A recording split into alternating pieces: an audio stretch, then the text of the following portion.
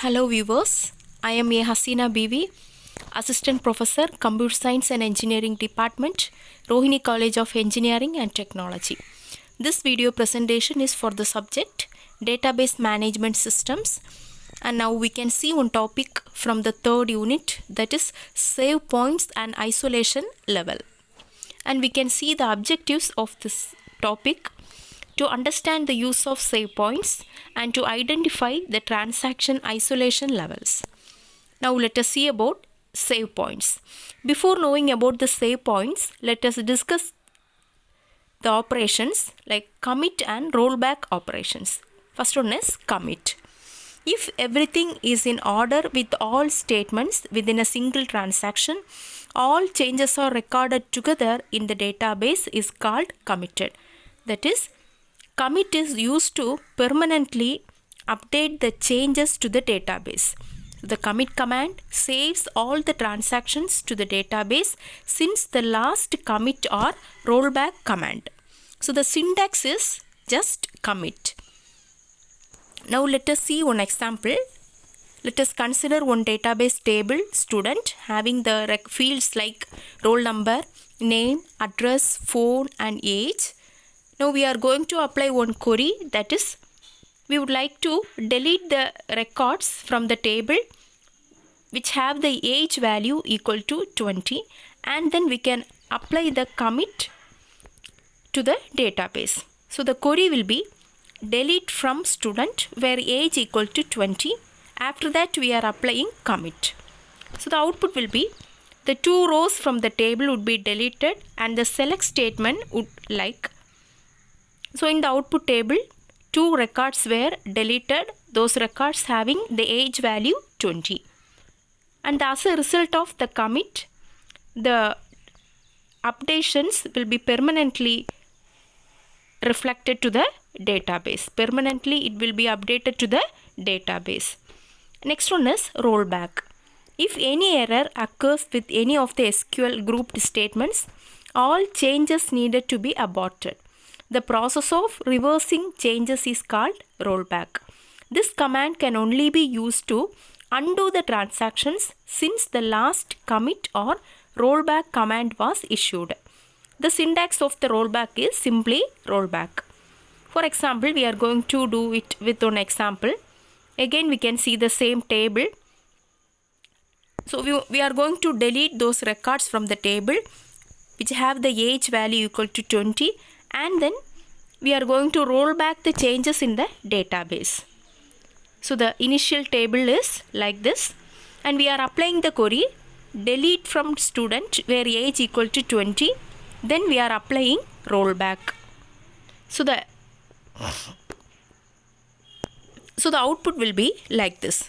That is, actually because of the delete query, those particular record have to be deleted, but we are applying the rollback since by the effect of rollback the original table will be retrieved. That is, we have undone the operation performed by the delete query. So the original database will be retrieved by the rollback statement. Next one is save point. Save point creates points within the group of transactions in which to roll back. So the save point is a point in a transaction in which you can roll the transaction back to a certain point without rolling back the entire operation. So in a transaction, by using the SQL query, we will do many step of operations, but if we want to roll back some operations only, then we can set the save point. So no need to roll back all the entire operations. We can mention the save points and we can roll back up to that. And the syntax for the save point is save point space save point name. We have to create one save point name. This command is used only in the creation of save point among all the transactions. So in general, save point is normally rollback is used to undo a group of transactions. So the syntax for rollback to save point command is We can roll back to any save point at any time to return the appropriate data to its original state. Example, from the above table, delete those records from the table which has age equal to 20, and then we are rollbacking the changes by keeping the save points. Now we are creating the save points like this. Initially we are creating save point SP1. SP1 is the save point we have created. Next we are applying the query to delete the records, those records having the age value equal to 20. Delete from student where age equal to 20. So now what will happen? The particular records will be deleted. Again we are creating the save point as SP2. Save point SP2. Here SP1 is the first save point created before deletion, and after deletion we have created on save point SP2. Now the output will be, now we are applying the rollback like this. That is rollback to SP1. Rollback to SP1. Now the output will be like this. The SP1 is the save point that we have created before the deletion. So the deletion will be, so when we apply like that, the deletion will be recovered in the database. When we apply rollback to SP1, what will happen? Rollback to SP1, the rollback will be completed to the point SP1. Now we will get the database before the deletion of that particular records. Now we will get the output like this. Okay.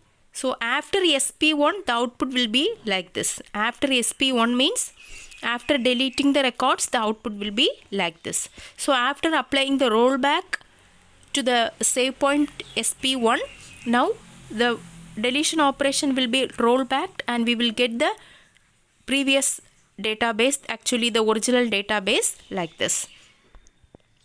Next one is to release the save point. We can use the syntax release save point space save point name. So once a save point has been created, released, you can no longer use the rollback command to undo transactions performed since the last save point. It is used to initiate a database transaction, and it is used to specify the characteristics of the transaction that follows. Now this is also another one example to show the rollback with the save points. So initially we are having on table, we are displaying the table, then we have created the save point S1. Then we are applying the delete query to delete the customer record where the records having the customer ID CUST ID equal to 103. So after the deletion, we are applying the rollback operation by mentioning the save point S1, like rollback to S1. Now what will happen?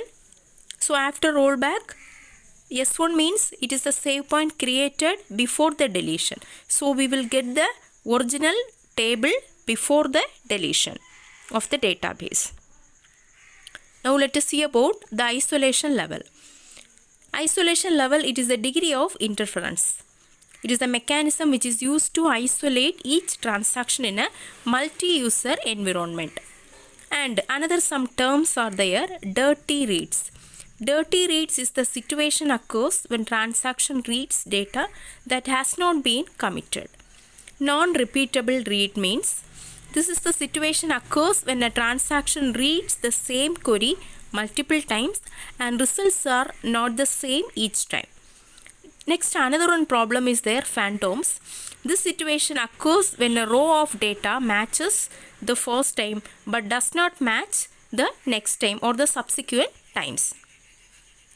So the isolation level may be lower level and higher level. Higher level having less interference, lower concurrency. All schedules are serializable in the higher isolation level. But in case of lower isolation level, it leads to more interference and it causes higher concurrency, and it won't create the serializable. It is not a serializable. So one problem, special problem that can also occur with the transaction operates at less than maximum isolation level is that is the less than repeatable read level is called phantom problem. Now the possible university questions are: how can you implement save points in transaction? So for this question we have to show the transaction example or the SQL query examples by creating the save point and by applying the rollback with the save points. Also, another one question may be asked: explain the commit and rollback operations with example. So for this also we have to explain with the appropriate examples. Thank you.